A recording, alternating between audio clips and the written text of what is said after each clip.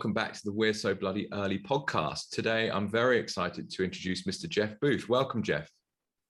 Thanks for having me, Jake. Pleasure. So, boys, we've got lots of questions, haven't we, today? Just to kick things off, Jeff, for the audience that may not have heard of yourself, which to me would be crazy not to have done, but perhaps you could give us a very brief introduction as to yourself and your current work. Basically, I'm an entrepreneur. I built a bunch of technology companies. I'm still on the board of 8 different technology companies. And I wrote a book called The Price of Tomorrow: Why Deflation is Key to an Abundant Future. Wonderful. Well, boys, where would you like to kick off today? Anyone want to jump in first? I'll go with my standard question. Jeff, how old are you? 53. 53, okay. We started getting a bit of flack because we're all in our mid-30s to 40s and we need someone outside our age bracket, so this works well. So you guys are going to be carrying the world forward. It's it's in good hands because more younger people are starting to realize kind of what's going on, and the older crowd that's kind of in control of monetary policy today, and not doing a very good job of it, are dying out. So it's time for a changing of the guard. Yeah. So I'll just hit off with my second question. So obviously it's no secret you hold Bitcoin. I just wondered, why do you hold Bitcoin? It surely isn't for the gains, and it's not like us that we came in for the gains but are now here for the brains.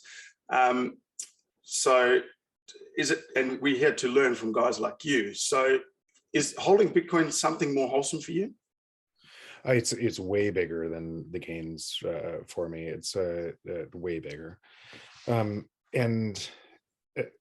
So you know the thesis of my book, right? The thesis of my book says technology is deflationary. We get more for less. That's why we use it. Every single one of us votes with our time to use that technology. It's what we're doing right now. We couldn't have done this 10 years ago. It's why we use Google. It's why we use Amazon. If we didn't get more for less, the technology would fail. It wouldn't work. Yeah. So we're driving that technology path and that entrepreneurial free market path to be able to get more in our lives for less. And that more for less comes with our time going up. Technology does the job. Prices should fall to offset that.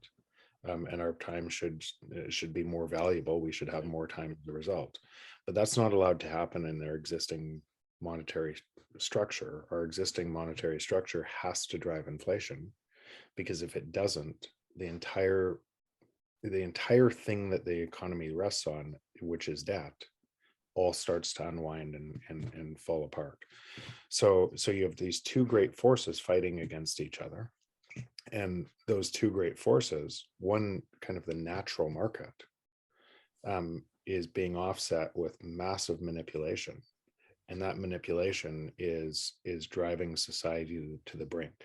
Yeah. And everything through that lens. So it's a way bigger. I wrote the book specifically. This is something I was talking about for 10 years. And it was driving me crazy. Honestly, it was. I would talk to technologists who could see this. I was talking to businesses who could see this. The only way you could create a great technology company is if you deliver tons of value. But and that exponential path of that, and they could not connect the dots that underneath the existing monetary system, you would just concentrate all wealth in few hands and blow up the world as a result. And so finally, I just said, if nobody else can put these dots together, these connections together, I'm going to write this book. And I wrote it for my kids.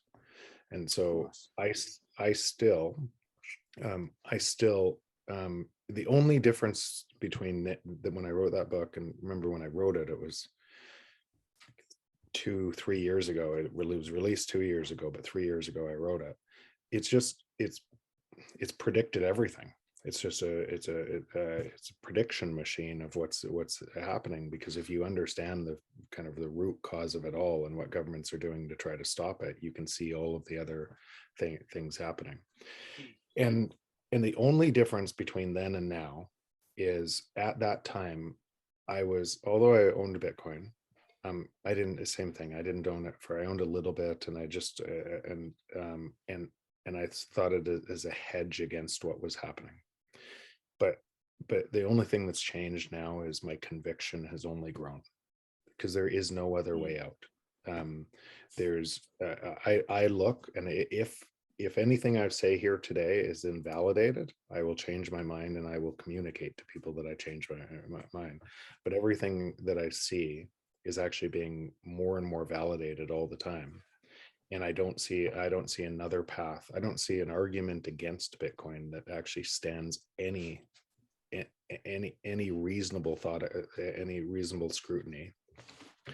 And so I become more and more of my wealth is in it, but that's not the thing I care about. That could all go to zero.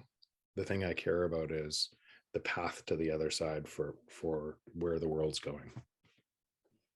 Thank you. Wonderful. Matty? Yeah, go on, Matty, jump in. Oh, there is so much to talk through there, Jeff. You've got me captivated very quickly. I seen a recent tweet, which was basically what you just reiterated there in regards to, until your thesis is invalidated, you're of the same thought.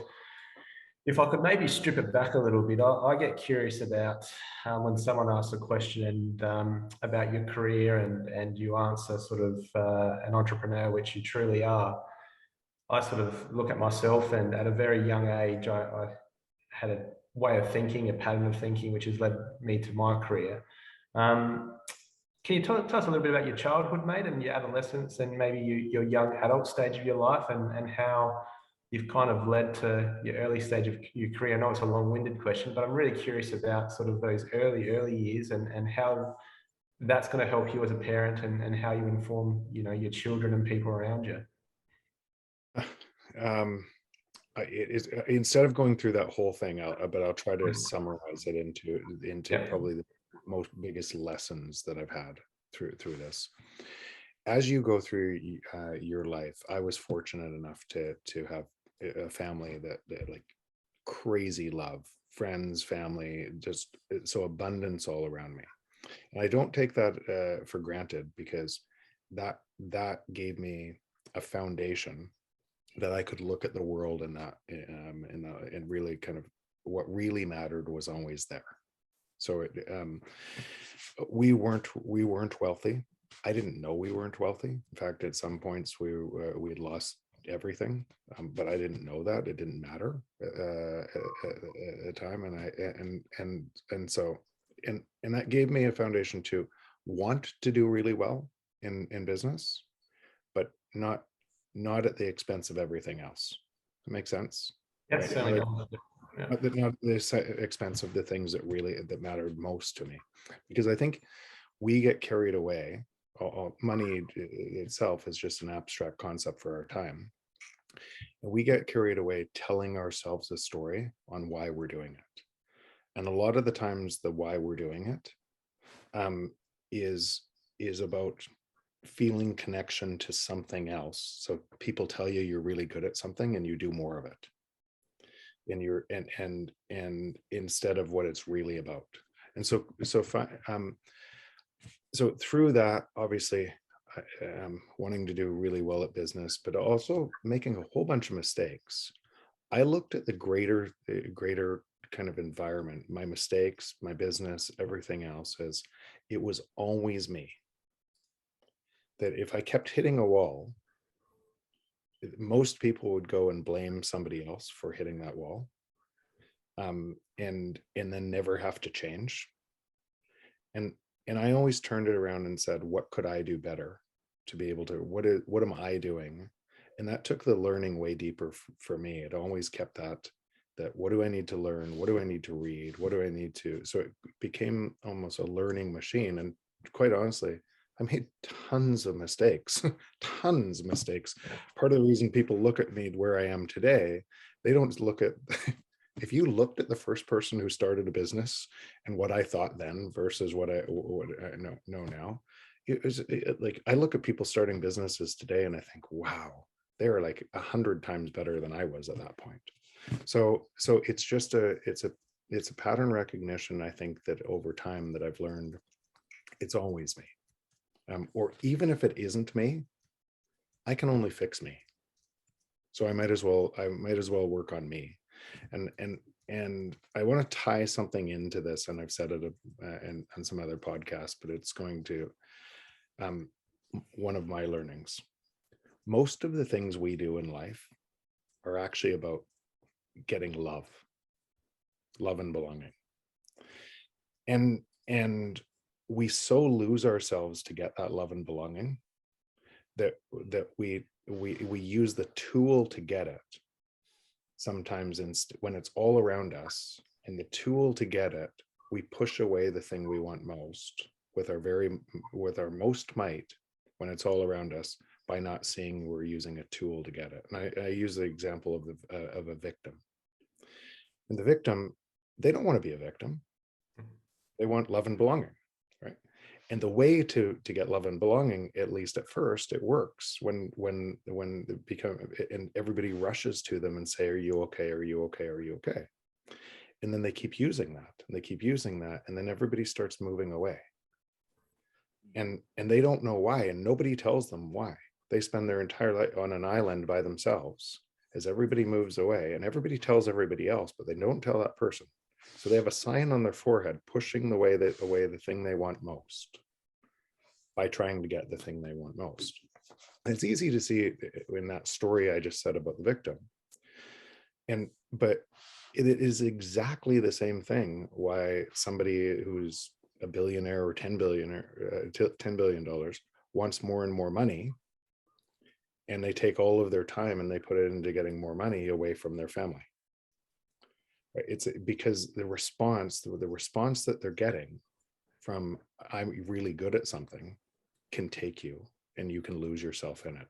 And that same thing is whether you're a Bitcoin advocate and everybody says you're really good at being a Bitcoin advocate. It could take me right now, right? I'm not saying it's bad or good. It's just you have to be aware of these things in our lives, because what you'll tell yourself a story, I'll tell myself a story that I have to do this. I'm the only one that can do this. And everybody will reinforce that as I push away the things that I want most in my life. And I'm not the only one that needs to do this. It's just, I came up with this, that I needed to write a book for myself. And I need to understand as well where I got to be careful that in this case doesn't take me. And everybody that's listening to this will look at me talking about me in this, and they'll see this, what I'm talking about, in every other person they know, but they'll never turn the mirror on themselves. Yeah. Because turning the mirror on yourself is really scary, but turning the mirror on yourself is where the greatest growth lives, because you end up solving. So those things mostly in business, and it's created an extraordinary ride in business and in extraordinary relationships, because when you act like that and you're honest with yourself, more people can be vulnerable with you, and you develop deeper connections. And those connections are actually all that matter in the end. You can move mountains if you have people around you that 100% trust you and you trust them, and you'll tell them instead of talking to everybody else. It's amazing what can be done with that. So I've just been really fortunate in my life to kind of understand that. I didn't know it all the time. I didn't know it early on, but coming back to that principle, or one of those principles, forced me to work on myself first. Yeah, I resonate with that so heavily. And Jake and Jigs are aware of this, especially Jake. The whole self-discovery aspect is really important for growth. And as you said, the connection and developing vulnerability and trust with people is paramount. I work very closely with a neurolinguistic programming coach. I felt very young in my adult life into a self-discovery and self-understanding. And part of what you said, which I think is a credit to yourself and your broader family, is what is one's personal values, morals, ethics, and being true to yourself and going down that rabbit hole before you start looking up elsewhere. And unfortunately, in life, we see a lot of victims, those that blame others and don't have the ability to look in the mirror and self-reflect. But I think if one has the ability to start there, look in the mirror and understand who they are and who they want to represent, it is then the beginning of the journey that they are in a position to be able to receive information to make better decisions for themselves, and then in turn, people around them that matter. And so what became curious with someone like myself with the journey of Bitcoin, which I'm a noob. I only really found Bitcoin as a result of me and Jigsy on chance and by chance at a mutual friend's birthday party. But it was only as a result of my training that I was open enough and ready to listen to Jigsy talk to me about Bitcoin. And for me as a noob, what became really interesting is what Bitcoin stood for me is exactly what you've mentioned, and what Jigsy has mentioned earlier in this is it's not about the gains, it's about the brains. I look at it again a little bit more detailed than that, and Bitcoin is so much bigger than just the dollar value. In fact, the dollar value to me doesn't represent what Bitcoin is at all. And that's what excited me, and that's what's let me want to come out and do something like our podcast and We're So Bloody Early to share the story, because it will forever change the world. Those that don't see it will eventually see it, but those that don't see it may fall more into that victim place and, you know, that self-discovery place. So I really thank you for sharing that, because that was truly very, very powerful and something that I live by. And myself as a young businessman, I run an engineering consulting firm in the civil structural space. I know a little bit about the building industry here in Australia, and I've read a little bit about your journey there and your ability to try and make the building industry much more efficient, which is a massive struggle here in Australia.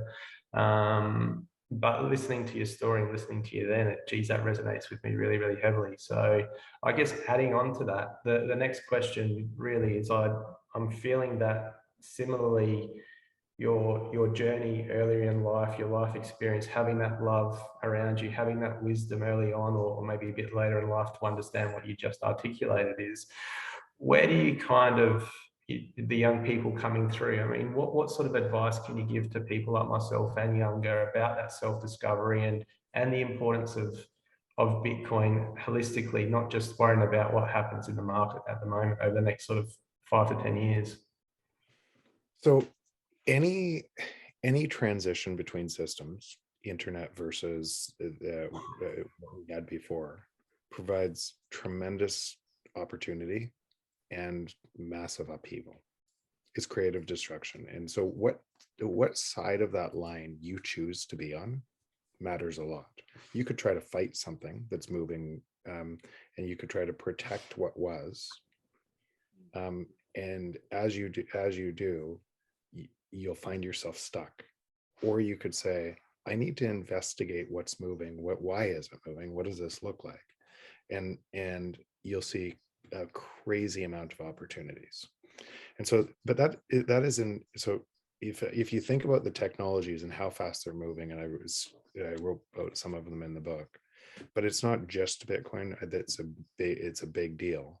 But how many technologies, how fast things are moving, there's actually never been another or better chance to be so what do entrepreneurs do? They capitalize on where people have pain, and they solve the pain. So if you look at the world through that lens today and you see what that looks like, you realize, wow, there's just an enormous opportunity to be able to solve that. And that's I'm going to take this into an example.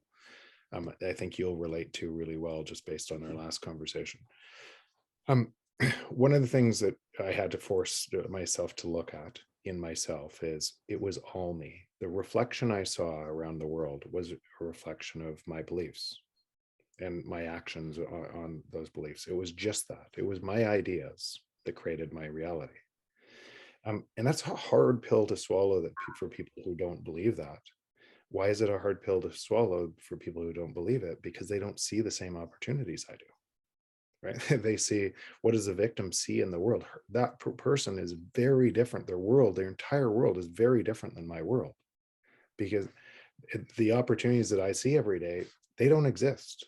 And why don't they exist? Because that person doesn't believe them. And so I'm sure you guys know a little bit about quantum, but if you said a quantum experiment at the double slit experiment, you know that? Yeah.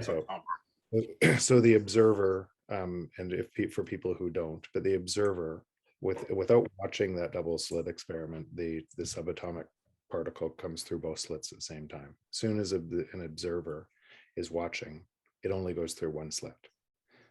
So the probability distribution of quantum moves through that.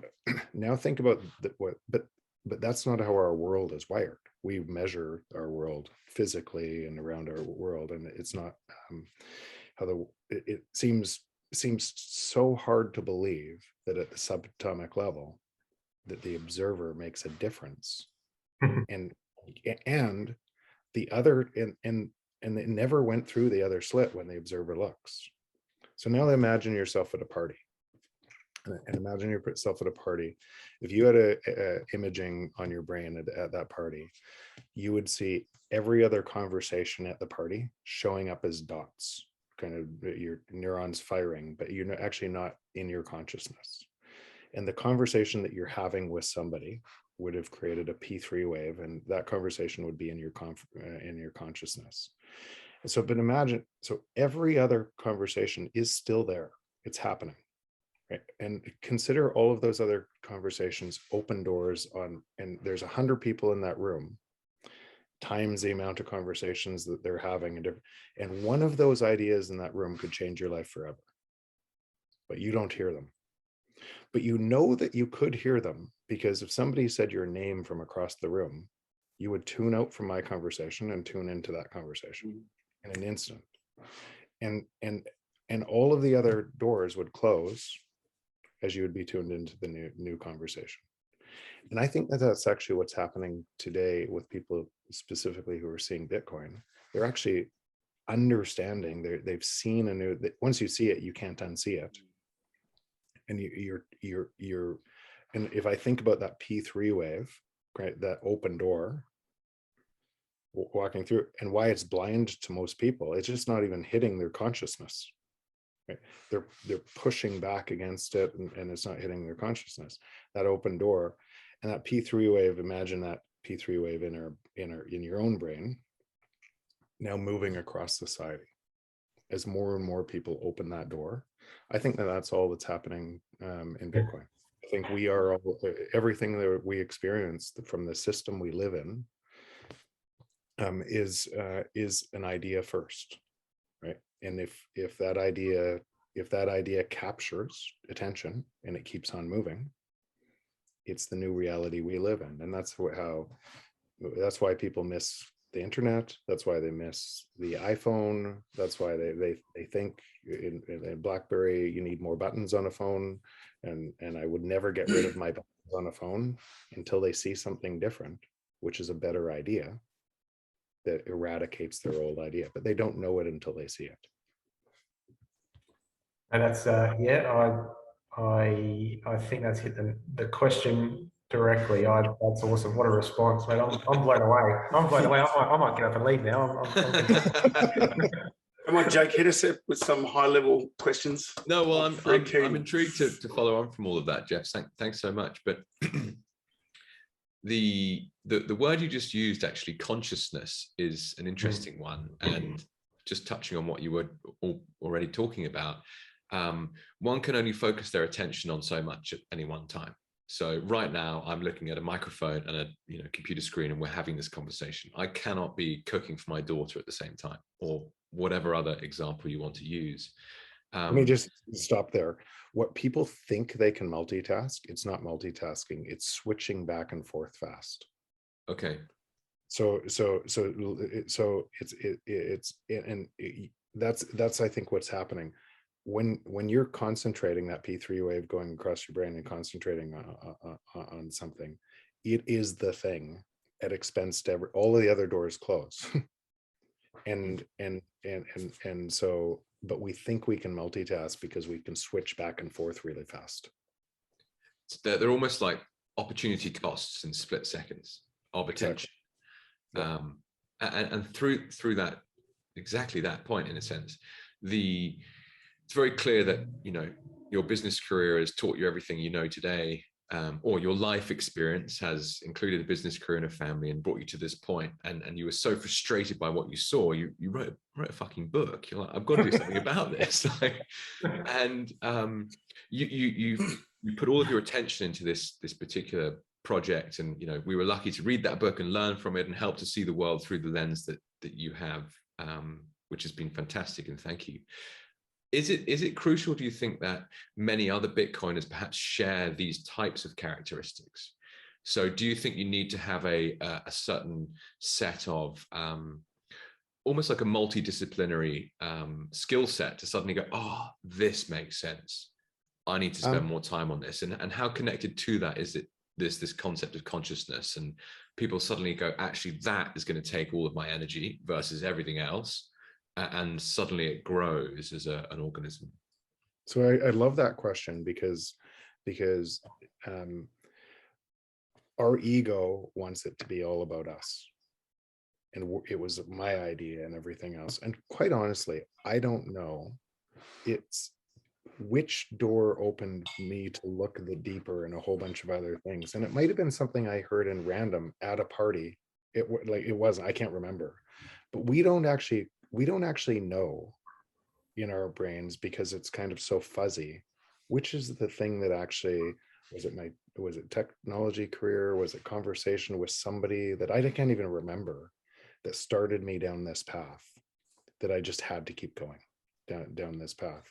And when now when you say the other minds in Bitcoin, there's a whole bunch of other the incredible thought leaders in Bitcoin, and it's open to it's rough because it's standing for the truth, and people have different ideas on what that means, and so people fight it. There's a toxic nature in that, because I think trying to protect Bitcoin on what it is because of the importance. And I don't agree with all of that type of all of that, but I also don't, I understand some people do, and that's okay. The only reason so nobody has to think like I do for Bitcoin to succeed. Some people, my way of communicating this might open doors to more people, and if they understand why something like this is needed in the first place, and it might, and if it doesn't, then what will happen to my voice in Bitcoin is it'll just diminish over time. It won't matter, right? And so it'll just keep on moving, and other voices will take that up. So but that's actually, I think, what's ended up happening. And I think that's what you're like, if you guys look at what you're doing right now, you're and you have a podcast that's touching other people. One of those people, 10 of those people might be the person that touches 1 million others or 10 million others. You don't know. You're right. Yeah. And the same thing, if I say that my book touched a lot of different people who you never know the impact you make on somebody else that then made more impact than you could have made. But that's the point of these ideas standing the test of time, and the best ideas win, right? And the best ideas, they have a way of cutting through the noise, because they're all signal, and people start listening. Okay, it's almost like a virus in your brain. You can't turn it off. Once you start to realize, I have it every day. but that's it. You cannot turn it off, because you start to realize, you start looking through the world that you used to think was fair, equitable, the way that used to work, and you realize everything's upside down. It's going to get worse, and it's going to get worse and worse. And then you're forced to question, wait, if all of my gains in wealth, and it wasn't all just because of the fiat system, if a bunch of my gains in wealth were from a corrupt system, who was the counterparty on the other side that lost because of my gains? and it forces you to have empathy and compassion to what the world's going, at least for me, that's what it looks like, and for me to do something about it.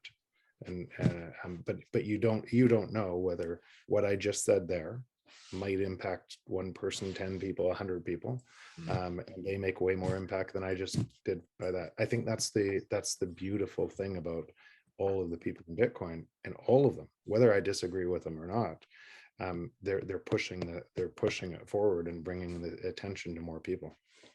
So interesting. What was our aim, boys, when we started? Just to touch one person. One person. One person.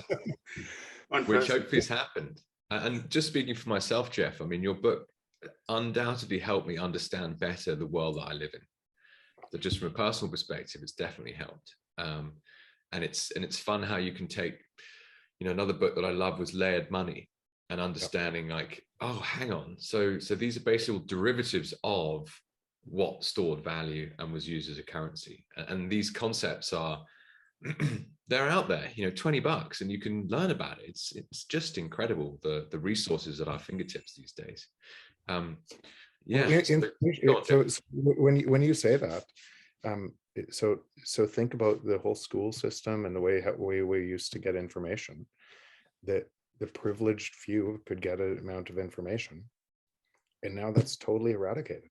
You could get so education's already free. Certification isn't free, but education is free all over the globe. People don't know it yet. People aren't using their power. They're spending too much of their time on social media and things that are really light touch, that don't make a change for them. But you can learn anything on any subject, down to the sand, get to anyone for free. It's already free. I'll pass it on to you, Jigs, in just a sec, but to really highlight that point. So I've got a small website called bitcoinwithjake.com, and I calculated yesterday that I've got 250 hours of content on there, which is podcasts, YouTubes, and articles and books. So you can calculate on your Kindle like how much time it took to read and all of that stuff. And I hope it to be 10 times larger than that in the future. And I don't think it cost me a lot more than $200 to hold. Yeah. Right? Because most of those podcasts, most of those YouTubes are all completely free. And it's just some of the books you're paying for. And so your entire Bitcoin thesis is built from education that costs you next to nothing. And of course, the asset that you're buying, in theory, has extraordinary upside with a small risk profile in comparison to that. And we get to learn from people like yourself that have 20, 30 years more experience in life, that have drawn a conclusion that this is something that you seriously need to have a look into. And I guess it's one of the premises of doing the podcast and helping people learn about it. So thank you so much. But the beautiful thing about what you guys are doing, and same as me, I said this on a different podcast, but I really mean it. The Bitcoin community has given me more than I've given it. The amount of learning and the amount of people that I've met, and how I ended the book at this spot, and everybody thinks, okay, great, he knows the way the world's moving and what this looks like. My amount of learning and growth from that spot to now, I can't even, I could have never paid for it. It's just a staggering, because you're at the center of this entire change and world change. And so you have world leaders calling you. You have I'm in the middle, like central banks calling, Wow. just a staggering opportunity from some idiot, some entrepreneur that just said, I'm done. I have to write a book on this, right? I'm not an author, never wanted to be an author. It was just a decision I had to make. And so I can't believe where it's taken me. Awesome. Jigs, did you have a question for us, or Matty? I do. It's a bit long-winded. It's more based around me and just my journey that I've taken through this. I mean, I was, the guys know, I was just this average guy that just thought I'd be working a blue-collar job for the rest of my life. I was in my early 40s, married with 2 young children, and then this scamdemic hit, if you will, and was recently forced or opted for retirement due to a receiving a large redundancy. just, with shutdowns that we got hit pretty hard here, in particular in Melbourne, Australia. And obviously I've got the liability of my mortgage and stuff like that. But you talk about egos, and I'm a marathon runner. And prior to marathon running, or when I started marathon running, because I'm a male, yes, we do suffer from an ego problem. And most males will take out of the blocks and try and chase down a time. But I quickly learned through a female training partner that females don't have an ego. And so what they do is they pace themselves for a marathon. And I learned with Bitcoin, this is exactly what we're doing. We're pacing ourselves. So it dawned on me with this monetary policy neglect that what we're seeing with in the world at the moment, that Bitcoin was a way to protect my wealth that I just recently received from my old job, and to capture a uniquely partial retirement window, we'll call it, of opportunity with my kids. I mean, my goal in life was always to, firstly, to play sport for my country. You do that as a kid, right?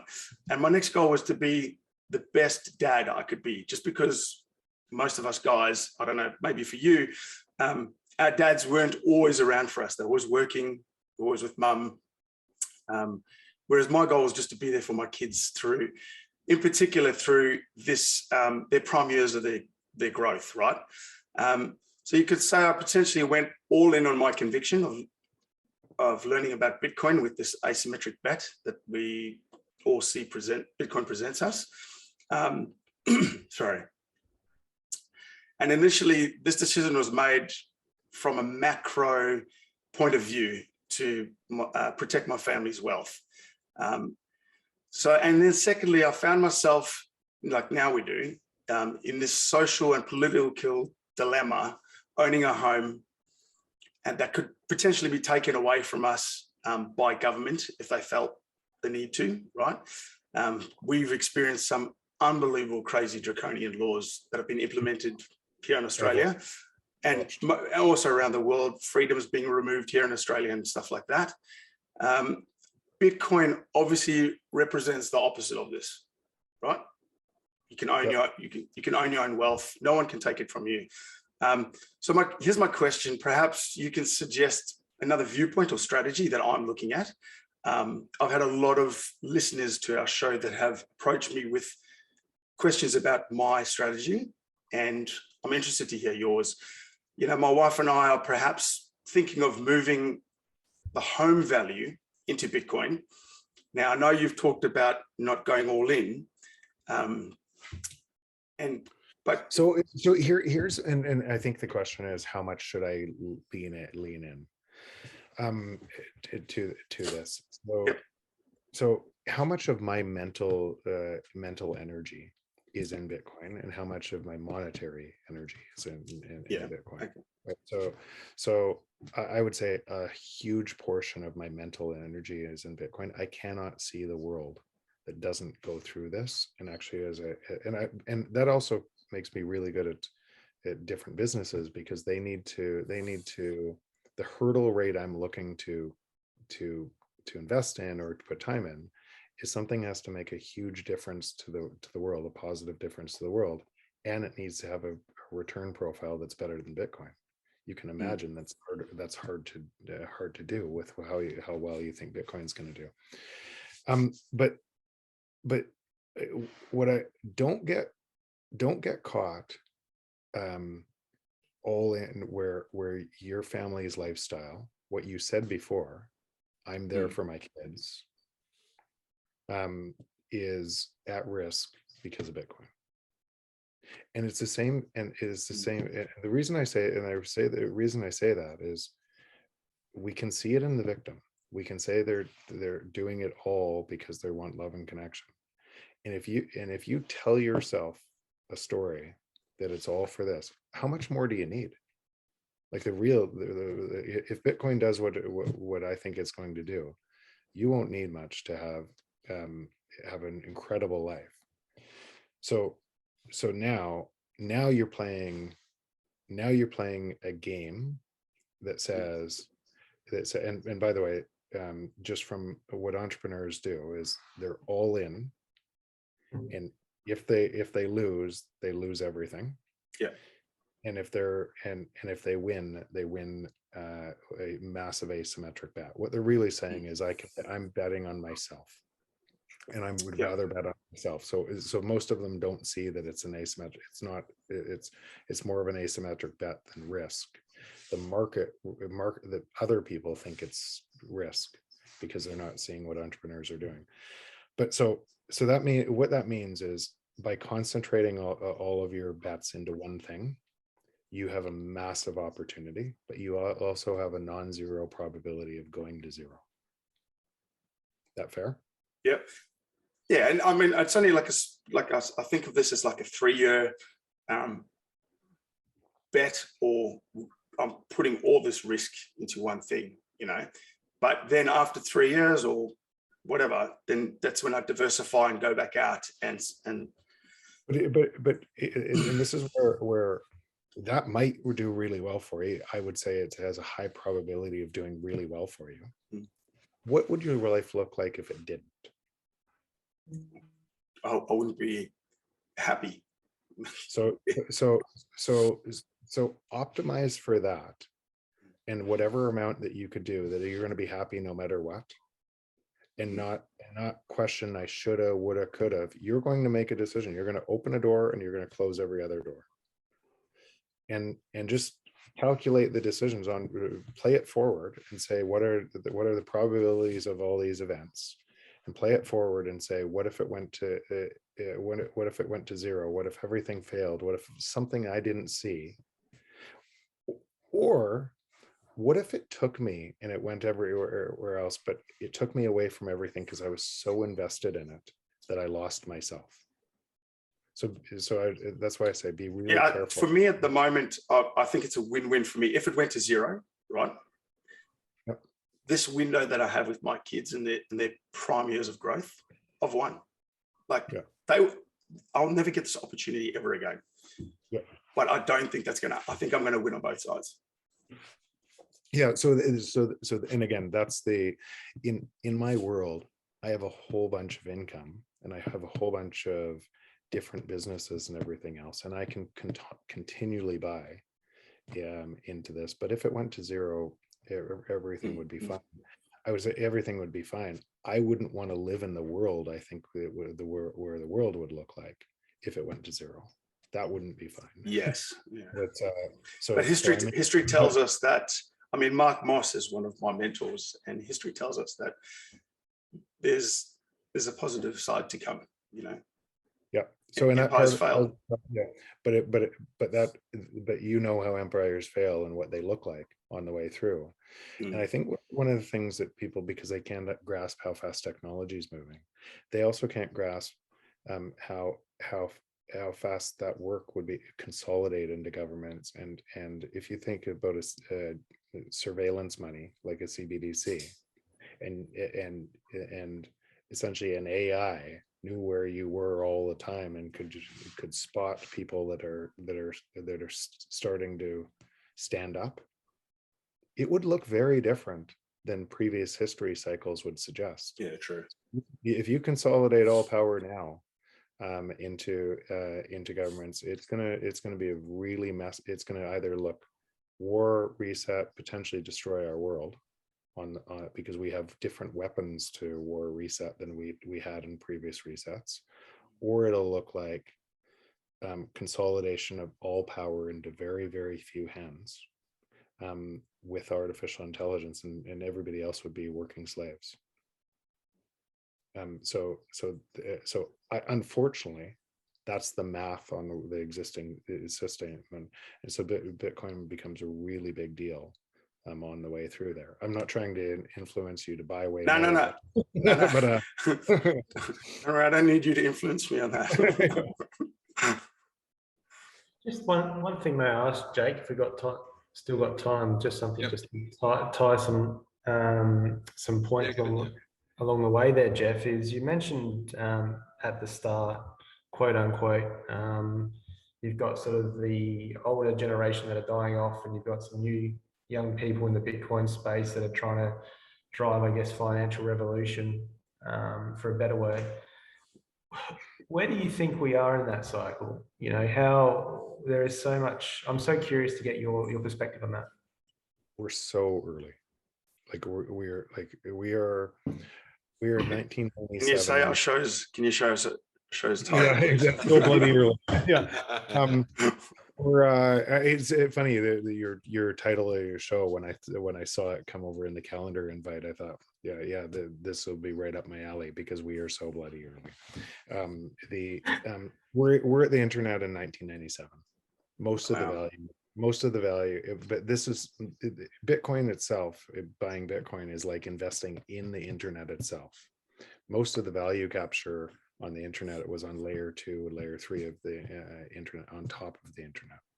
And so imagine capturing the value of all of the new value that's going to be built on top of it.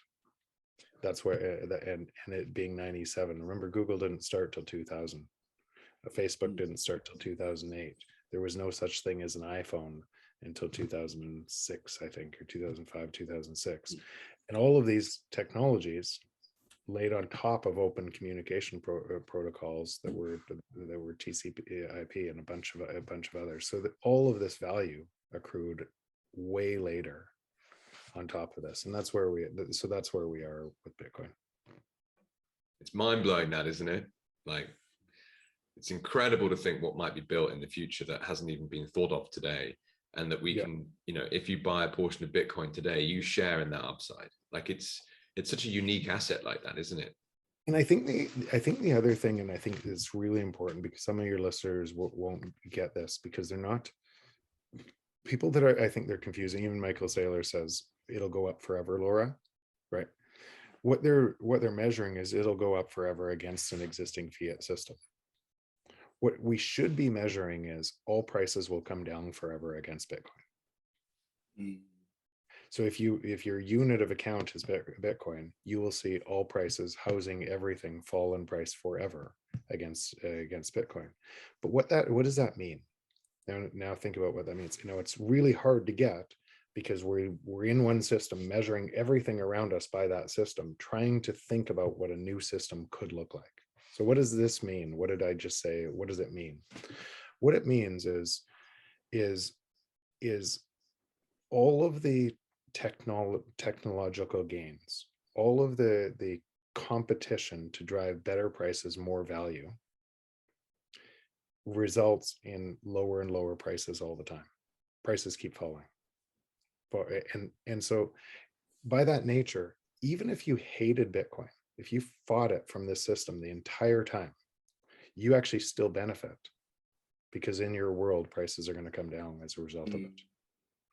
And so when you think about that, it kind of an incentive structure that matters a great deal for the technology growth that we're going to have in the future to be broadly to transfer to the most hands. It transfers to the most hands from letting the free market work, from letting prices fall. It's staggering that we live in a system that can't happen, and no one questions that system. Just so embedded, isn't it, in terms of, you know, how conditioned we are to think it's just totally normal. So Jigs, just my house, right? We all think my house is going to go up forever, but I want everything else to come down in price forever. And we do that because our house is our savings account. And more people are trying to say, okay, I'm going to buy more and more savings account. I'm going to rent them out to other people. And they cannot see the incongruence in their brains about them choosing all these actions, us choosing to use this Zoom invite, us choosing to use Google, us choosing to use Amazon, choosing to get more value. Yet we think the system should make everything more expensive so that we can. It's insane. It's such a crazy. It is.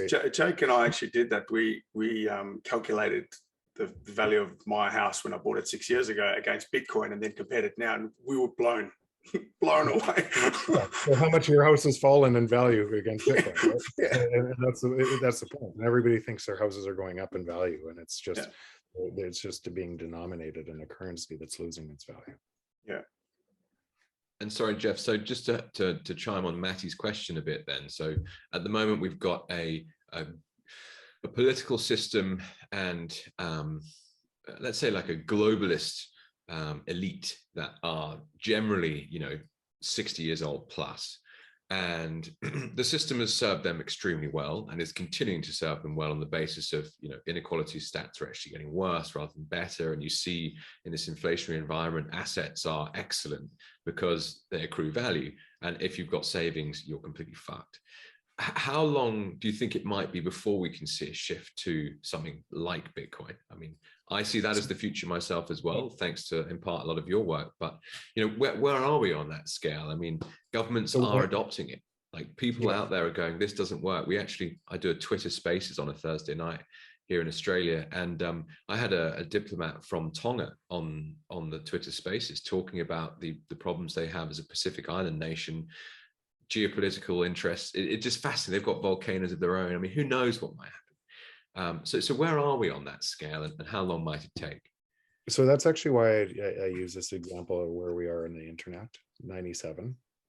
Now imagine Amazon selling books in 2000.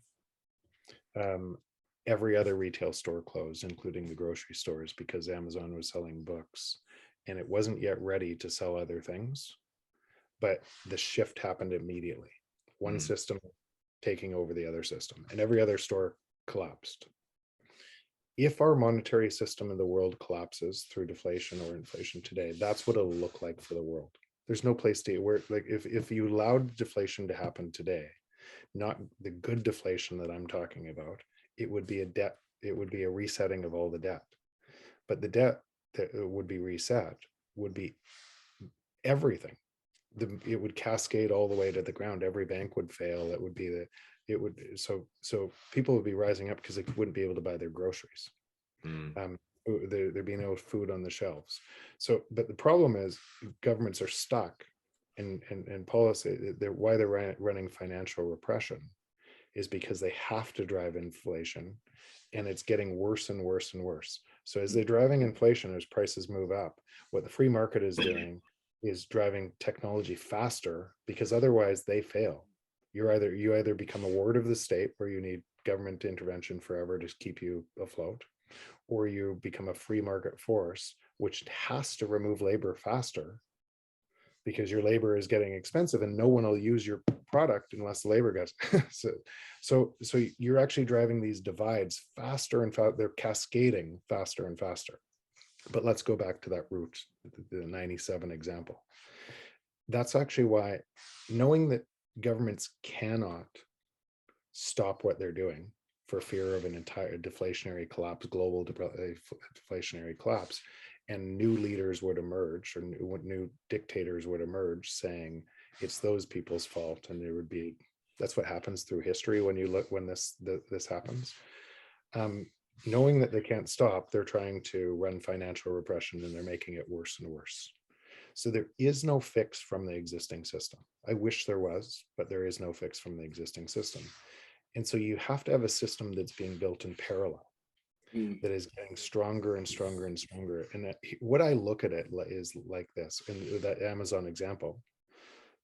Fast forward Amazon in 2008, 2009, nobody cares if Sears fails. Like, it's a blip. It doesn't even make the news practically, right? because people can transact their business and they're buying more and more from Amazon. Fast forward another 5 years, a whole bunch of other retail stores fail. Doesn't make any difference at all. You had a new, more efficient mechanism that people moved. Now, that mechanism is a monopoly under control of a certain number of people. But what if that same mechanism, instead of a monopoly in Bitcoin, allowed that control to be dispersed to everybody else through the gains in society? So that's what's happening. And so I like to imagine it as this: you, Jigs, Matthew, all of us, we are walking across a bridge, and we're paving a way across the bridge as we're building a parallel system. And we're inviting more people to look at what it's going to look like on the other side, and how much better that is than the system that is based on fraud and corruption. where this system goes, and you're building this bridge. And as more and more people start to understand that, they start to walk across the bridge. And that's what the network effect is. More and more people, and as more and more innovation comes onto that network effect, more people, wait, I could use this as a currency too.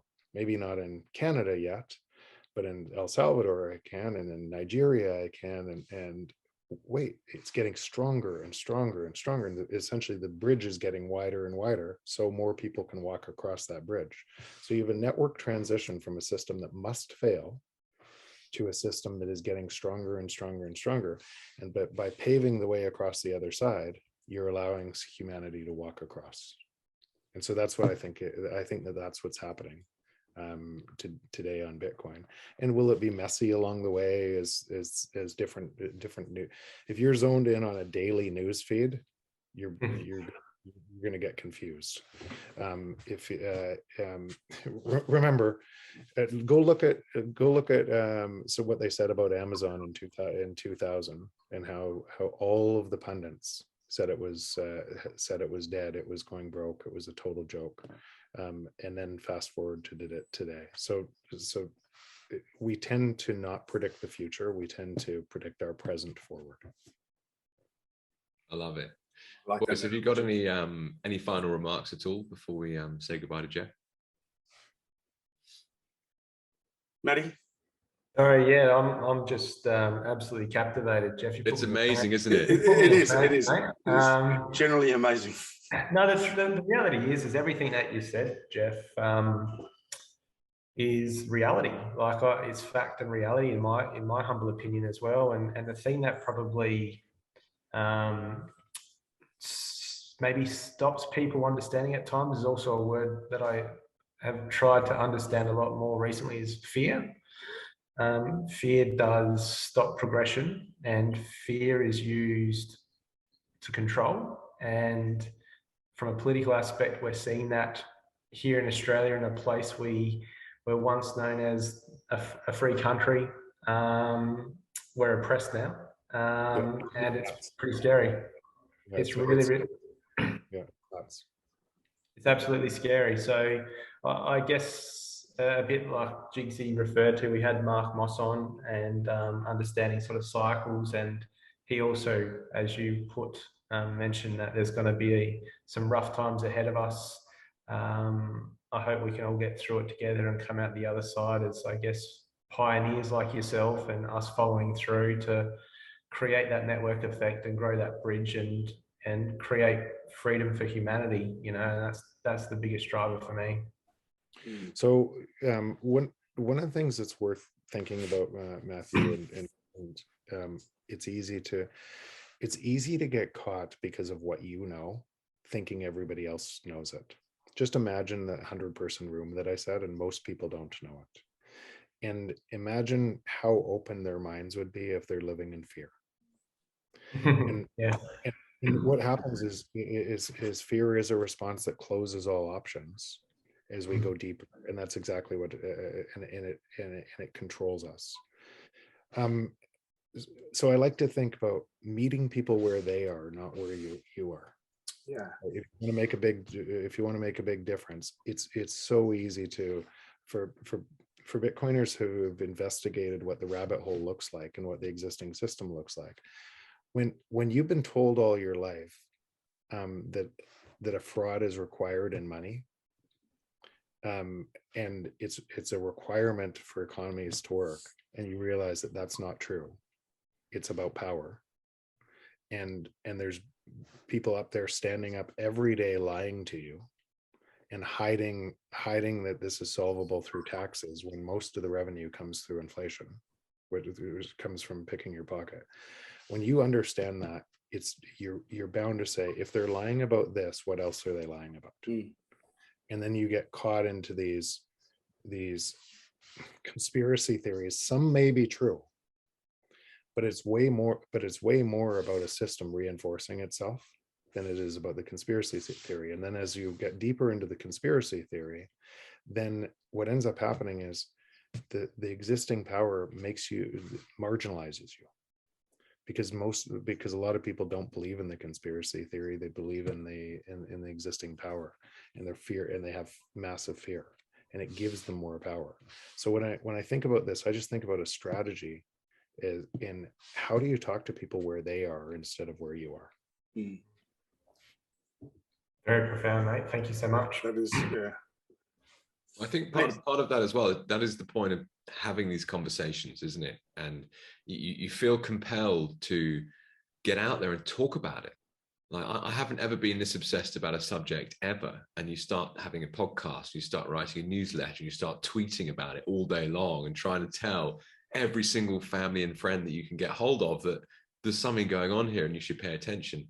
And some people, in fact, Jeff, the three of us have never sat in a room together physically. Matty and I have never met in person.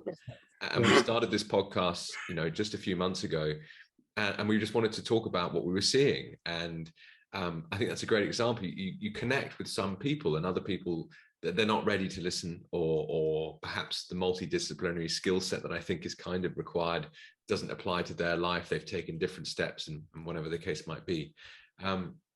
Oh, it's so interesting. I have to say, it really resonates with me so much, this concept of building bridges. And as someone who's been interested before in the clean tech space and worked in startups and looked at impact investment, I want my money to do good for the world, 100%. Totally. And you're like, why is there even another philosophy that doesn't include that, right? That's no way, no interest. But I got stuck in the startup space looking at this, like, you got to build a unicorn, mate. You're like, what do you mean I've got to build a unicorn? Yeah, that's what you've got to go and do. You want my VC money? Build a unicorn. Well, how the fuck are you supposed to know if this idea is going to be that good right now? You don't know. But then all of these clean technologies that are built on like forever growth. And you're like, well, hang on. This is about mineral and resource consumption management. This is not necessarily, and it didn't make any sense. And then suddenly come across Bitcoin. You're like, that starts to make a lot more sense now. And to your point, I went to business school. I was taught Keynesian economics in and out, and you didn't think there was even another system. You don't even ask. Like, oh my God, there's hard money? What the hell's hard money? And I guess it's all part of the journey, isn't it? It's fascinating. Just quickly on that point, because I think it's because that some people still believe that, and they believe it so firmly that it's hard to detach. And why they believe it is because on hard money you couldn't get the velocity of money historically. So for the world economy to grow as fast, you couldn't actually trade the velocity because on gold. So what ended up happening on top of hard money, it was always pegged to soft money.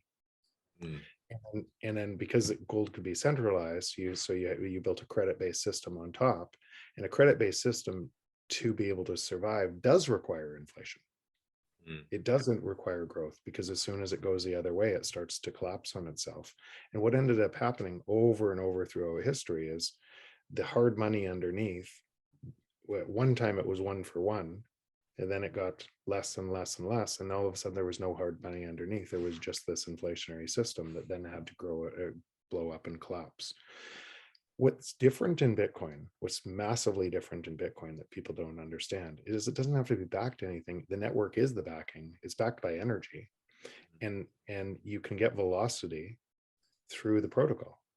You don't have to build it on top. So you get velocity through technology, and as much velocity as you need through technology, because it can move at whatever rate and confirm every 10 minutes. So that's something humans have never seen before. And because they've never seen it before, they have a historical bias of how money needs to operate that is on top of a different system that couldn't operate like this through technology. And it's a really big difference to where we're going. It gets you thinking, doesn't it? I mean, who Satoshi was, they like extraordinary genius to have put together all of these different pieces to come up with this design that then all these years later, 13 years, is still going and obviously getting stronger and stronger and stronger. But even that, if you take that date and you move backwards in time, think of all the different innovations. You know what we were talking about before, how things come into your view, and some things work, some things don't, and then there's a light bulb moment that all of a sudden it all comes together. Think of the Palm Pilot versus iPhone.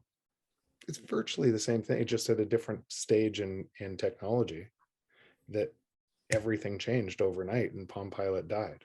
So if you look at Adam Back and some of the things that were solved on the way to Satoshi and Bitcoin, there's a history that getting better, finding a way, and then pulling together all the pieces together into Bitcoin was a moment in time that is incredible, but we discount everything that led up to the point that was possible. And we only focus on the winner, right? Instead of all the things that led to that. And it's human progress. It's natural. But I find the whole thing fascinating. It's amazing, isn't it? Well, on that note, Jeff, we've already taken an hour or so of your time. Thank you very, very much for joining us on the show. Thank you so much. It's amazing. Yeah, no problem, guys. It was really good. Hey, quick question before, are you guys going to Bitcoin 22? Probably not myself. No, we're still marooned in Australia, frankly. The international travel restrictions are very tricky. So I would love to get there in person. One day, for sure, I will. Okay. Yeah, I'm working on trying to exit Australia for at least 3+ months. And my mum and dad and brothers and sisters live in San Diego. So I'm trying to get there and they can meet the grandkids and see what happens. Good luck. We look forward to seeing you on stage there, Jeff, telling everyone more about what you see. So yeah, thanks so much for your time today. Thanks, Jeff. Thanks, Jeff. See ya.